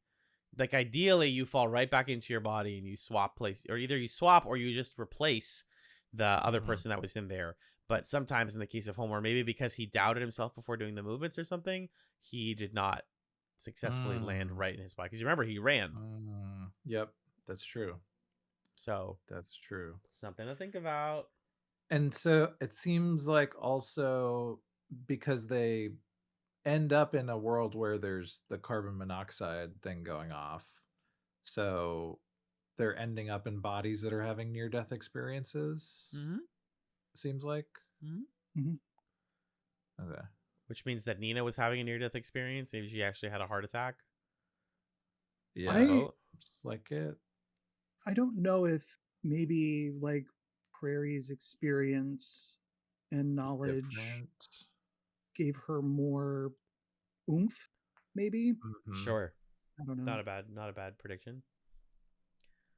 Um, but we start to like unravel all of this, what's going on here, because OA starts noticing similarities between like the general viewing area and with the place where Homer had his NDE, where he ate the fish, the five-sided Uh-huh. aquarium, five-sided, mind you. Um, Yep. this starts to get really funny. Renata is here. She does not recognize anyone because she has fully bought into everything that Dr. Percy has been telling her and has accepted that her idea of a past life is not real. Um, Uh-huh. her hair is terrible. This is the worst hairstyle I've ever seen in my life. Which is so sad because that actress had a really cool hairstyle. But Yeah. her and Rachel, I think it's for like safety. They give him a fuck ass bob. It's literally a Mm. fuck ass bob. It has something to do with like their hair is cut by a professional and then they can't have scissors or something. All of the Sure, women have this sure, hairstyle. It sure. sucks. I also the way that they shoot Renata in this scene, it feels like I'm playing like a Bethesda game or something, and I've walked up to an NPC who's like, "Get away from me! Don't talk to me! Smoke the cigarette, turn away." You try to talk to her again, she's like, "What did I say? Get away! Don't talk to me!" Like that's the way it looked. But I I agree. like also that there's kind of a mix there of okay, Rachel and Scott are with it and know what's going on. Renata is getting kind of brainwashed and convinced. Because also Renata related differently to like their Yeah. shared mission, given that she was abducted in part by Homer or with Homer's like involvement. So that reads to me. Mm-hmm. I like that dynamic. It goes back to showing like everything that's happening here is an inversion of something that happened there. Mm-hmm. So maybe uh this version of Homer and OA fall in love again, but it's like this is not the same person. They don't fall in love in the same way. Mm-hmm. Mm. The inversion of someone who sings now doesn't sing. I Mm-hmm. wonder, or if it's like Scott is the only one who's going to live, or is he the first to die? I don't know. Lots that they can do with that. And Renata is Mm-hmm. definitely an example of like the person who doubts is the one who it doesn't work with. Does it like Mm-hmm. the it doesn't believe the rest of what's happening. OA draws Yeah. the people from the house, the kids, and BBA. She has perfect drawing skills now. She hugs Scott and Rachel the first time they've ever touched. Scott says, "You're taller than I thought," which is funny. Or no, shorter than I thought. I don't know, but that's cute. This is really sweet. This is like, oh my god, we've literally never touched before. I only felt you through glass. They are having these bonding moments, and then Rachel is trying to communicate by knocking over a couple of board games and picking up pieces, and they play charades with the whole room. This turns into a whole room thing, and then they have too much fun, and the doctor's watching them from behind glass, and they know he's watching, and then Dr. Percy comes in and is like, "Hey, break this up. Rachel can't be talking. None of that. None of that. Stop that." I wish this scene went for 30 minutes. I just loved her being like, "I can tell you everything that's happening. He's given me all the clues. I just can't say them." So charades was such a smart script decision here of like, what if you can't talk, but you know everything and you want to tell it? You have no reason to hide it. Just tell everyone everything. You can't. It's good stuff. I think this scene also, it's kind of the climax of this rising headbutting between Hap in Dr. Percy's existence and Dr. Roberts, who is like, I don't know what it is, but like ever since you shaved your beard, things have felt way worse. Yeah. Like we've been, he's like, this has felt more penal than medical. And yeah, I think that's just, there's something really fascinating about that, and it says a lot about Dr. Percy and Hap in contrast, where you're sort of like, oh, there's a world where you didn't turn out like this, and you show up in it. And Hap is so obsessive that he's like, huh, a world where I didn't become obsessed with like killing people for science. That's stupid. Shave my beard off. All right, let's use this institutional authority to torture people and do evil stuff. And everyone's around him is like, you're being evil, man. What's happening? Why are you suddenly evil? Yeah, so I really like seeing Dr. Roberts being like, Dr. Percy, I like sedated Nina earlier. And Hap's like, great, yeah, sedating people. That's like, that's good, man. Like, good job. He's like, no, I feel really conflicted about it. That's such an evil thing to do. He's like, oh, sure, but like, you're a smart guy. Like, you know when to sedate people. It's really well written, I think. Yeah. I love it. Yeah, and after Hap intercepts all of this stuff happening, he takes Rachel down to the lab where we get this conclusion to the episode. I'll loop back to, like I said, to the Hakeem stuff, but in the lab, also I'll shout her out in the stray notes. I love Darmy, the receptionist, best character. We'll get to her. I wonder if there's like a code around like the pink hair. There's a lot of pink hair this season. Liam and Darmy have pink hair. Yes, that's true. Good. You are so good at this. Fuck. Hap gets custody of Liam. Him and Rachel pull a literal seed out of Liam's ear. He says, everybody who goes to that house grows. There it is on the video. They got that's the seed. which he puts in water and goes, here it goes. And it grows into like a small little shrub really fast. While Liam is saying he can see 47 selves, don't stare at the staircase. The house awakens the seed that is inside of every brain. Hap, what the fuck is this? Rachel wants to open the door. Rachel, you can't handle what's behind that door. I'm going to leave it unlocked, though. You fucking moron? What is wrong with you? Yeah. It doesn't auto-lock. He closes it behind him, and it doesn't auto-lock, so she just goes in. It's the hubris. It's the hubris. He's got, they're standing there in the field, and I think it was Renata, said, like, don't worry, we'll get him in the next world. Like, she says it out loud, and he's right there. We're going to kill him when we transfer. We're doing the movements. Yeah. Yep. Yeah, he's still, like, just the fact that he's had Rachel assisting him this whole time, he's so, like, twistedly sentimental in a way where he's like, well, if I just force these people to be around me and, like, watch what I do, eventually they'll agree with me. Yeah, And it's like, no, dude, that's Yeah, I don't nuts. think so. It's the same thing as him having Prairie come up and like, she's blind, so I can have her help me with stuff. It's Mhm. exactly the same thing. Yep. But Rachel gets to it much faster because this is the Rachel who has seen some shit and goes into the room, sees something horrifying. We do think that it's a bunch of people, the dead tree people, and then he turns around and she stabs him with the scalpel. First of all, come on, Rachel, the scalpel? You're not killing anyone with a scalpel. You're not incapacitating anyone with a scalpel. I don't know. How does he live that? I feel like she hit something good. If she got all the way in, yeah, she could probably hit an organ and that would do the work. But like, go for the neck if you're gonna use a scalpel. I don't know. I do love that. Like every scene he's in this season, he gets a new injury. Some of them he inflicts on himself. Yeah, it's like you deserve it, man. You Oh deserve yeah, when he talks to OA and he hits himself, and then they're like, "You saw him on the camera." That was so funny. That was so funny. Unfortunately, this is where our girl Rachel dies. I think. Dies. Seems like it. Yeah. She falls and hits her head and breaks her skull and dies. And then Twin Peaks once again. Ding. We zoom in on her eye, and there is crackling neurons firing off of fiery neurons.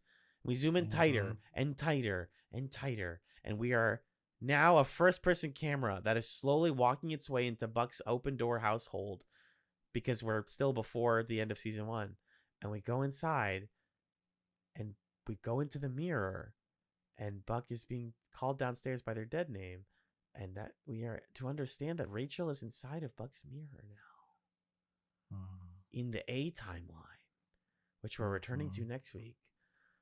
This is, you know how I said in season 1 how sometimes the OA does this thing where it grabs you by the scruff of your neck and goes, "Here's some shit you've never seen before." I finally felt it again.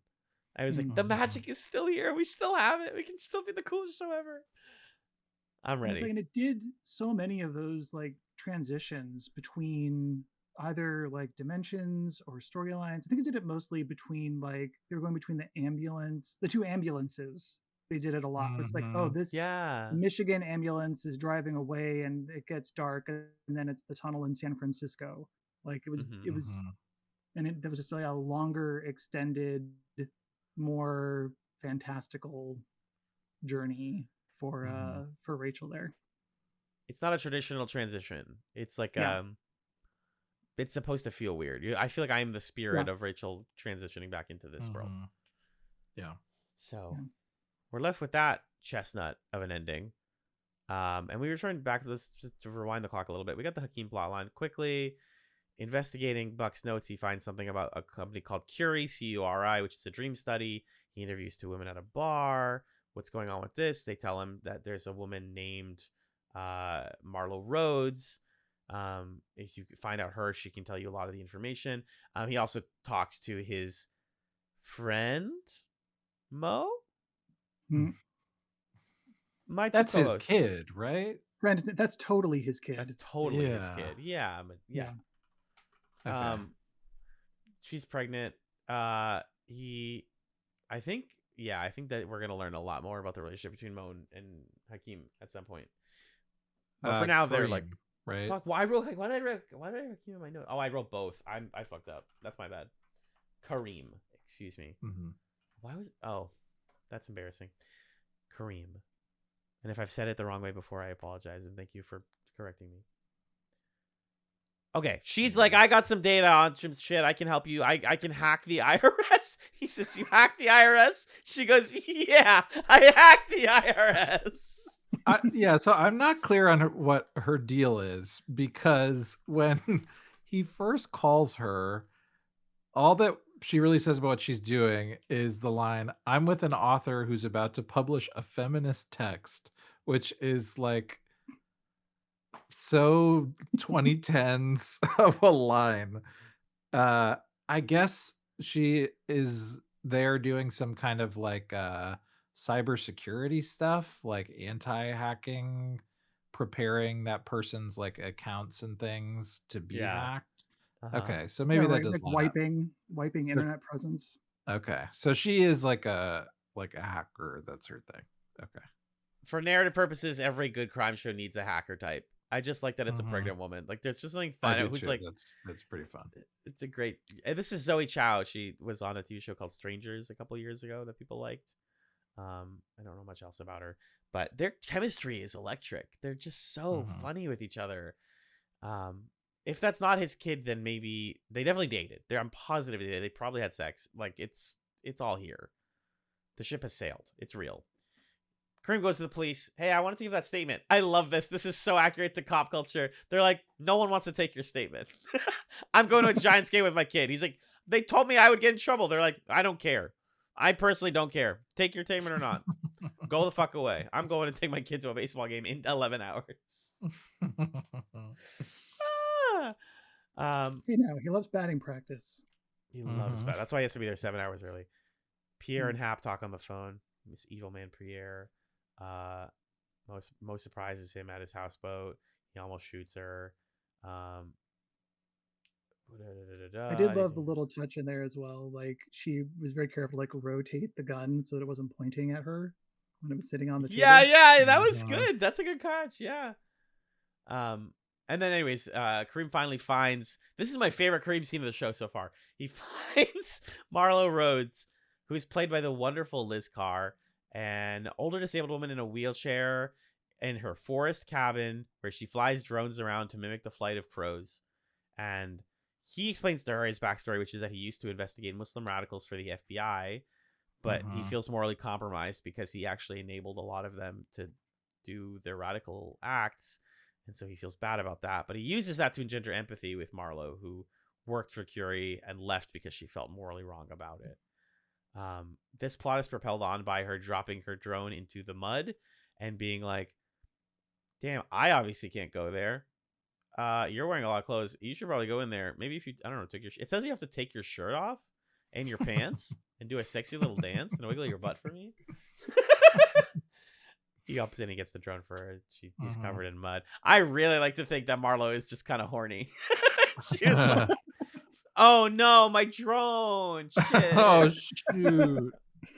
I'm sorry. Yeah. I love this. Marlo's a very like David Lynch character. Yeah, very interesting character. Really cool, her description of flying the drone to mimic the crows, and like that's what she's been spending all her time trying to do, is perfect tricking the crows into thinking that the drone is a crow. Does she live at the Hap house, or this is just a different house in the woods? I mean, it's still in California, I think.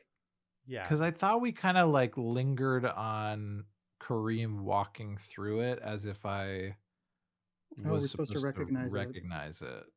I think they would have made a more prominent like shot of the house if we were to think you're that. Probably right. But I see what you're thinking. People live in cabins in the woods sometimes. Yeah. So she's an overlap specialist. She learns she studied multiple people having the same dreams. I think this is a real thing. I think I read about this at one point. He makes a good point. He's like, doesn't it people just always have dreams when bad things happen, and sometimes those dreams are the same? She's like, no, it's more complicated. Like, I knew you were coming, for example. We don't really get a resolution to any of this, but we learned that Curie was mining thousands and thousands of dreams to make a word cloud, and the same 3 words kept appearing. I'm just going to note this for the sake of our theorizing. Women dream the same things: a tunnel the size of a coffin, curved double, a tunnel the size of a coffin, a curved double staircase, and a rose-stained glass window. The one building that happens to contain all 3 of these things is the gamer house that Liam jumped out of, and that is where we see the scene of Karim like circling where he is and circling where the house is and being like, the arrow point. It's like telling the viewer, like, me here, go here, story happens here. I'm going to Oakland. So we know that this house is special. Yeah, and she has this very ominous line where she's like, oh, I didn't get out for like moral reasons or whatever. Mining people's dreams totally cool with me. Very fun. What I thought was kind of bad was she says something like, you know, it's fine when stuff from the real world goes into the dreams, but it's not fine when the dreams come into the real world. That's bad. Yeah.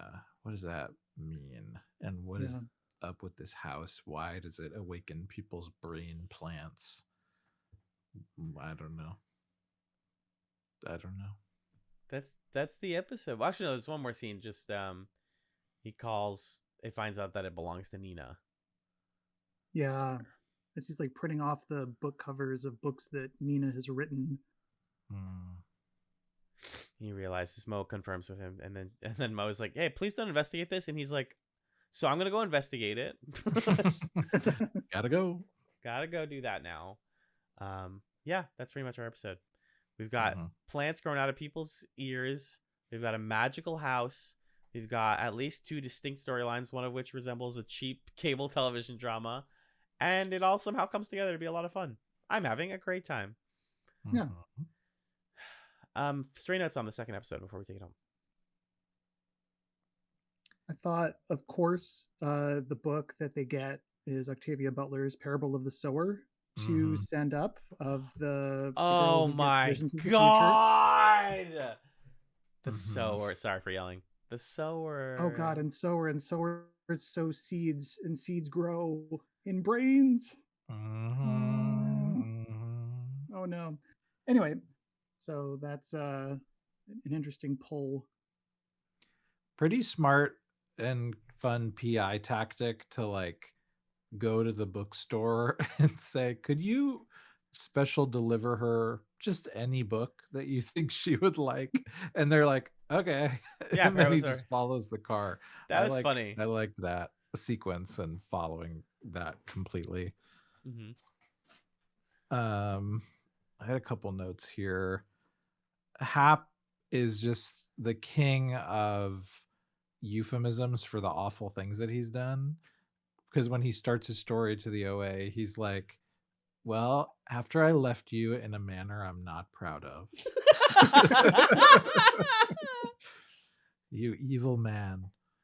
You freak.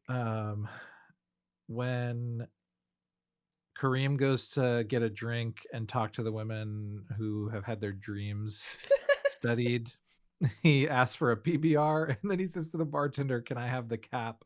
I want to know my future. Which is very characterful and like kind of thematically vibey too. I like that. It's a fun line. It was so corny too. And he's like, what do you think that means? It means you'll fall in love 5 times. I've got a couple left. Yeah, I know. Like, oh my god. Yeah. I think that's what I got though. I have 2 quickies. I do want to shout out Darmy, the receptionist, who will do whatever she's told at this facility on Treasure Island. She's played by Bria Vinayate, who is a Lithuanian actress. I genuinely think she's the funniest side character. She just has so much. It's like, I think as an actor, you get a role like this that's like, you don't have to do anything unique. Don't do anything unique. You're just enabling the plot. And you're like, no, I'm coming in with bright hair and a big voice and a memorable character. Fuck you. I love it. I want to keep up with Darmy. My other note, and this will break the rest of season 2 for you. What's the actor who plays Hap? Oh my god, Jason Isaacs. Jason Isaacs can't wear glasses properly. He never looks like he knows how to wear glasses.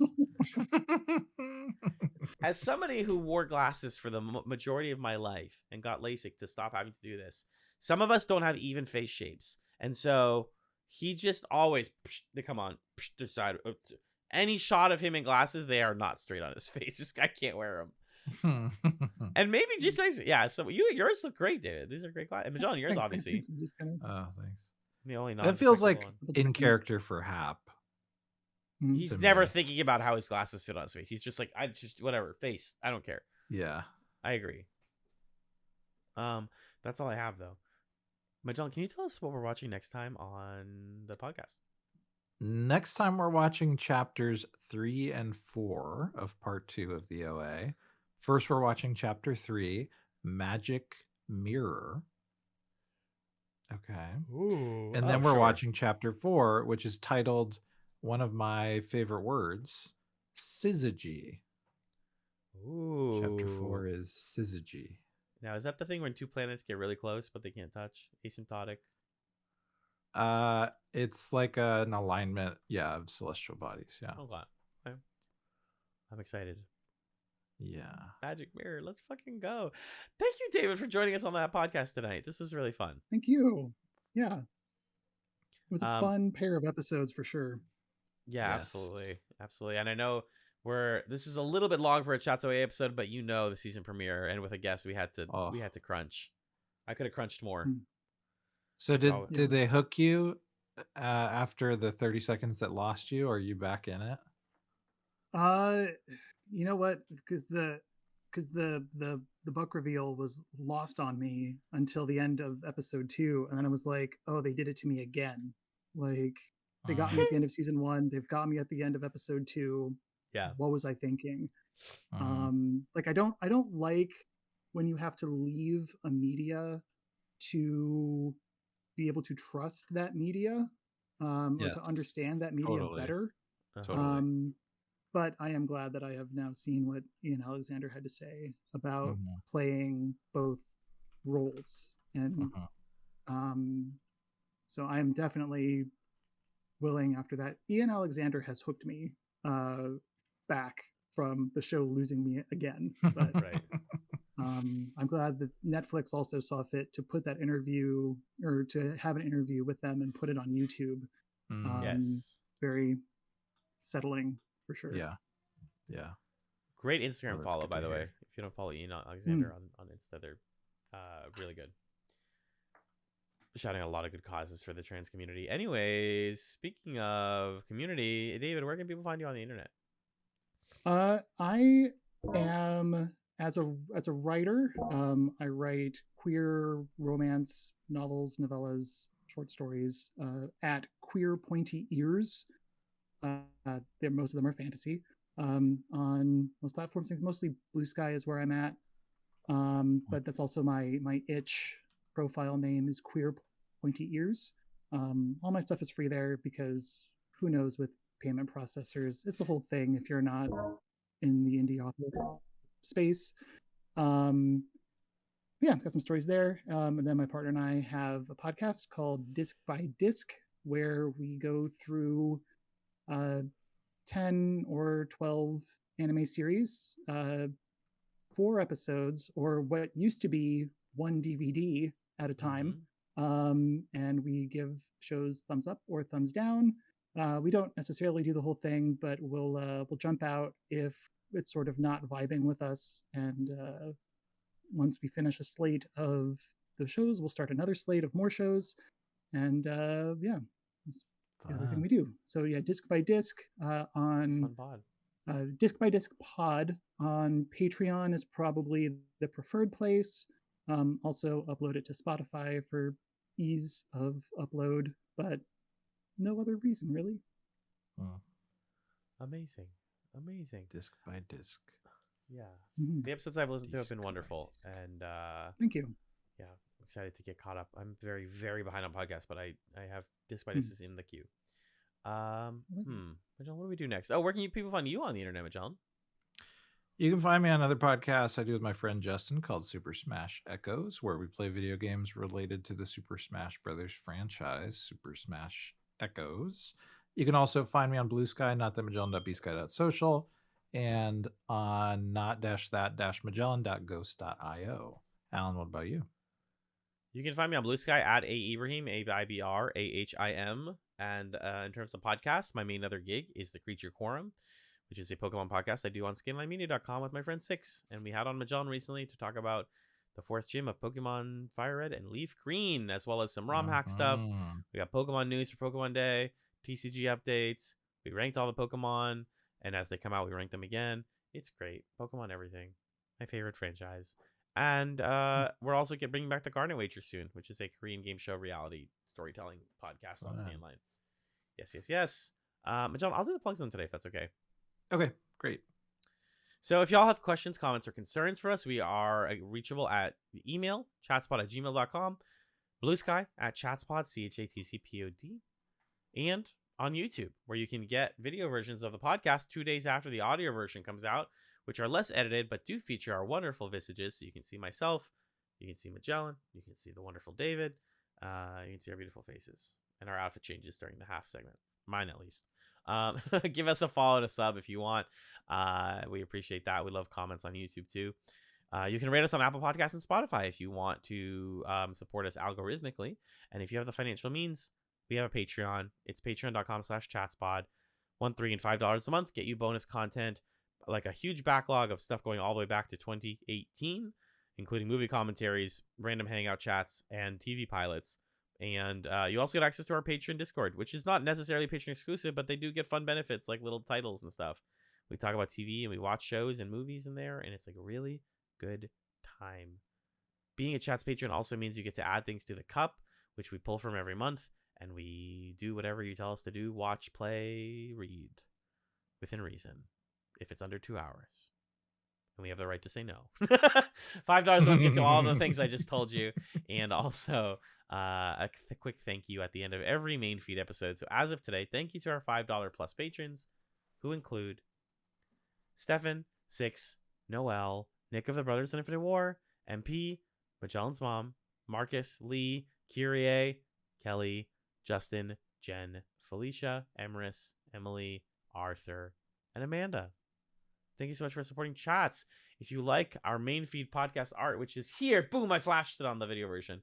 That's done by Camilla. She's at Camillastrator on social media. Last but not least, before we take this episode of Chat's Away Home, we have one more segment called Chatzums, where we recommend y'all things to check out between now and next week. David, as our esteemed guest, you are honored to go first, please, with your Chatsum. Thank you.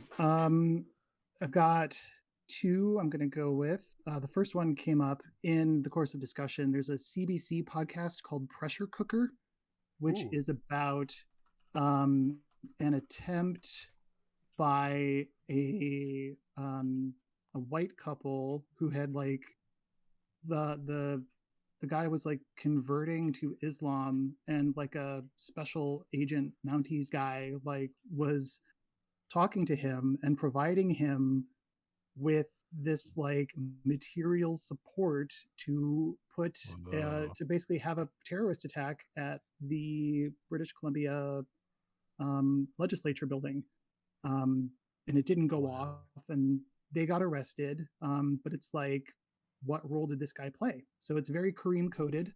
Definitely worth a listen. That's a thing that actually happened. Pressure Cooker. So I'll recommend that. And I recently went to go buy some physical media and completely forgot to look for 2025's The Wedding Banquet, which is a remake of an Ang Lee movie from the 90s, but it's also got an Asian director and a mostly Asian cast, with Lily Gladstone also in it. Takes place in Seattle. It's a rom-com. It's more comedy than rom-com, really, but I highly recommend checking it out. Big queer family vibes. As Bowen someone Yang. who, yes, Bowen Yang's in it. Kelly Marie Tran is in it. She's amazing. Joan Chen, Chatz alum. I mean, it's got a great cast, great writing, great directing, great vibes all the way through. As a queer person who doesn't know how to talk to his family about some things and not sure what acceptance may or may not look like, it's a great movie. Highly recommend. Wow, awesome! I'll definitely be queuing that one up. That's great. Thank you. Magellan, what are your Chatsums this week? I mentioned last week some playing of Pokemon ROM hacks that I've been doing. Still doing a lot of that. I will chat some. If you're interested in futzing around with hacking a GBA ROM yourself, did I chat some this already? Yeah, the dot app, whatever, Pokédex. No. Hackdex I did, right? But did I talk about Hexmaniac Advance? Not on the podcast. Hexmaniac Advance is pretty cool. It's it's a tool that makes it very accessible to like open up the maps and edit them and write different new scripts for the NPCs and Oh, edit the Pokedex and that kind of stuff. So it's cool. I've been kind of fiddling around with it and just having fun with that. So I'd recommend either checking it out or seeing what people do with it because it's intriguing. So Hexmaniac Advance. Alan, what about you? 3 quick media chatsums: a book, a TV show, and another TV show. I'm very early. This is not my new book club book. I haven't started that one yet because it hasn't arrived from the library. But I did, in the interim, while I wait for it, start James Baldwin's "If Beale Street Could Talk," which is just fucking beautiful. I don't need to tell you why you should read James Baldwin. If the state of the world has you wanting to crawl up and cry, then you should read some James Baldwin. His writing has like saved me many times, sincerely, and is restorative and beautiful in the way that he depicts Black joy and Black tragedy in a beautiful, poetic way. If Beale Street Could Talk is about a couple that fall in love at a very young age and are tragically kept apart due to some racist misunderstandings in America. And it also had a really wonderful adaptation in 2018 that I've heard is good. Had a beautiful soundtrack, but I read 5 pages of it and I read the following line that made me cry my eyes out. And I was like, Jesus Christ, James Baldwin. Nobody should have to love somebody from across a pane of glass. And I was like, oh boy. So please read If Beale Street Could Talk if you're feeling and want to cry and feel emotions about love. On a less serious note, I do also want to chat some of the new season of the One Piece live action series because it's really, really good. And I love One Piece. And a buddy of mine just told me today that he's almost done watching the anime. He's catching up. Wow. I know. With I the was undertaking. like, he said it took him a whole year. And I was like, I haven't talked to you in a year. That's amazing. I'm so happy for you. What a thing to get up to in a year. But we were talking about the live action, how especially season 2, it's like, it's such a go-getter thing. Like, what do you mean you're making a live action CG heavy South Africa filmed adaptation of a Japanese manga for American audiences? And it works and it's fun and like lively and well made. It's remarkable that is good. So I love One Piece live action. Season 2 is good. And then lastly, we'll talk more about this in the future, but I'm caught up on the new Scrubs reboot. It is more Scrubs. What if JD did a fun little fantasy and Turk was way more competent than he was? And what if women? It literally feels like Bill Lawrence and company went back and just brought the actors back and said, we're not making a remake. We're just going to do more episodes. And it's an 8-episode miniseries, and they're all surprisingly good and like progressive and thought-provoking and fun and sad, just like Scrubs was at its best. That's it. Thanks again to David. Thanks again to Magellan. Thank you. You're both the, oh my God, this is so hard because there's 2 dimensions, but there's 3 of us. Oh my God. Yeah, thank you for being the one of you is the rock, one of you is the hard place, and I'm the creamy center in between. Just let me go home. Thank you for listening to Chatz Away. Bye, everyone. Bye-bye.